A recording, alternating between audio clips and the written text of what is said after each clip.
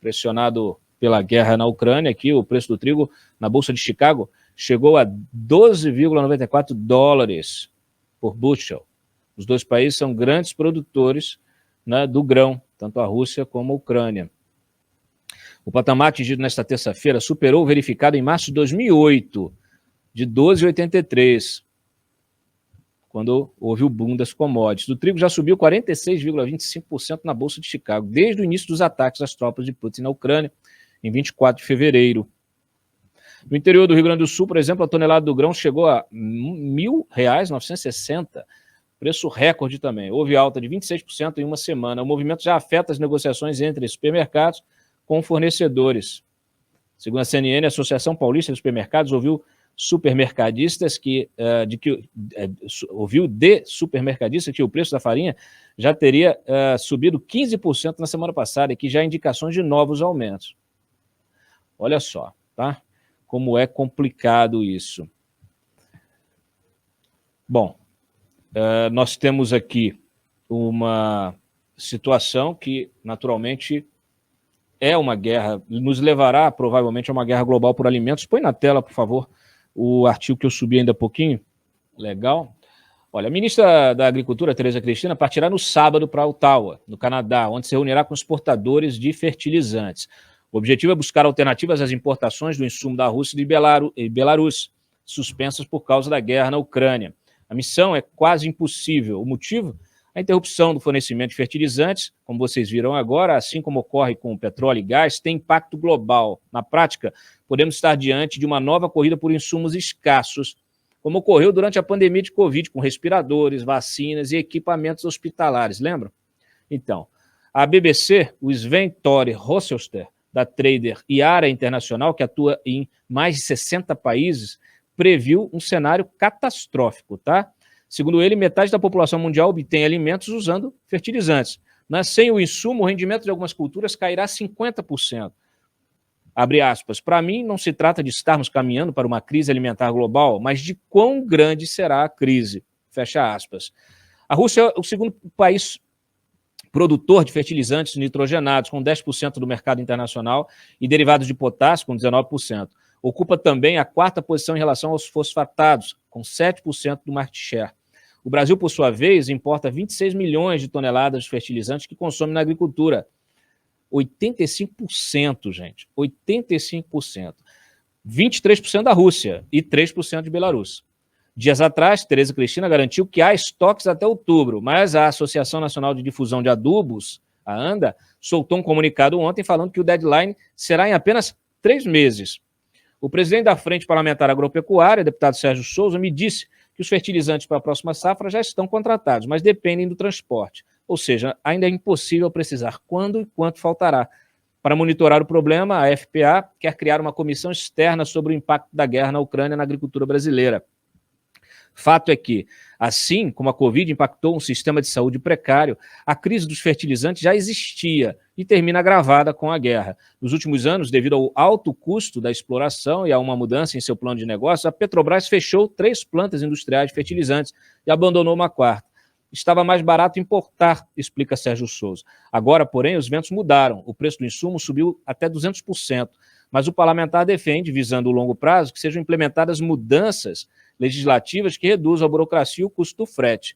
O ministro Paulo Guedes quer acelerar algumas medidas, devido à urgência da crise. Dias atrás, ele propôs ao Jair Bolsonaro, por meio de um decreto, a redução do valor das alíquotas de uma contribuição que incide sobre o frete cobrado pelas empresas de navegação que operam nos portos do Brasil, o adicional ao frete para a renovação da Marinha Mercante, a FRMM, tá?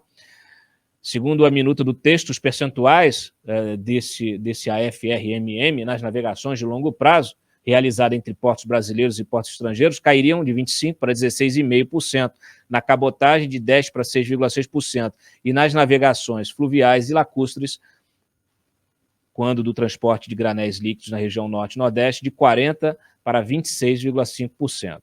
Também, pesquisadores e técnicos da Embrapa começarão a visitar cerca de 30 polos produtivos de 9 macro-regiões agrícolas do país, com o objetivo de aumentar a eficiência de uso dos fertilizantes e insumos do campo. A meta é economizar 20% no uso dos fertilizantes no Brasil já na safra 2022-23.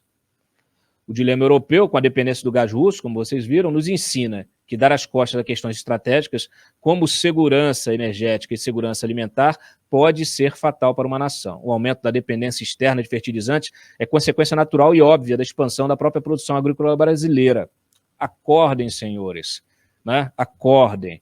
Não é possível que a gente tenha que ficar sempre apagando incêndio. Não é possível que um país como o Brasil não tenha política de longo prazo, não tenha um plano de nação, né? Só tenha toda semana é uma crise diferente, toda semana tende a apagar um incêndio. Incêndio, né?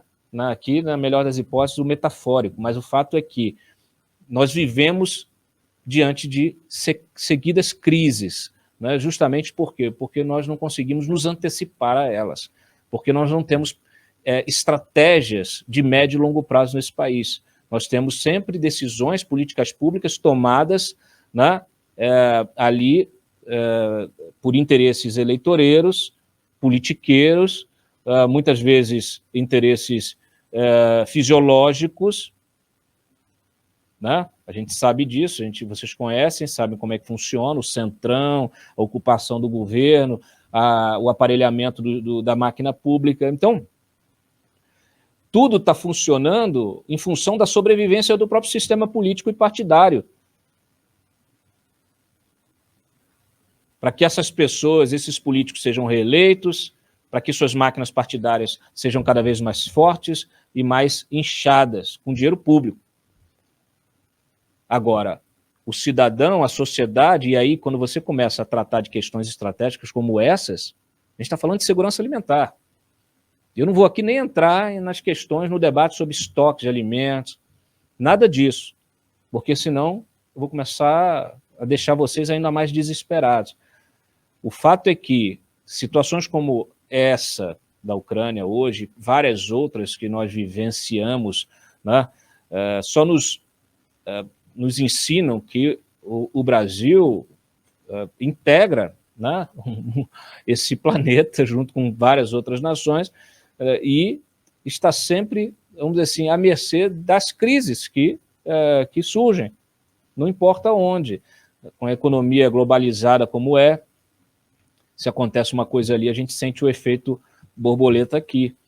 O fato é que outras nações podem estar mais preparadas.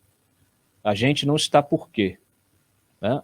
Aí você vê, tem vários outros interesses por trás disso. No caso da Europa, por exemplo, a gente vê que também há interesses privados que às vezes se sobrepõem ao interesse público. Isso acontece na questão do gasoduto, por exemplo, quando você tem pessoas que trabalhavam no governo, que vão trabalhar na empresa que administra o gasoduto, né, você percebe claramente que aquilo está sendo feito junto com outros interesses. Aí isso aumenta uma dependência do país de forma estratégica em relação ao outro, que é um país governado por um tirano que não está nem aí para democracia, para nada. Tá? E tem o botão vermelho da bomba. Eu agradeço que o Brasil não tenha bomba. Imagina, né? Imagina com Bolsonaro aí.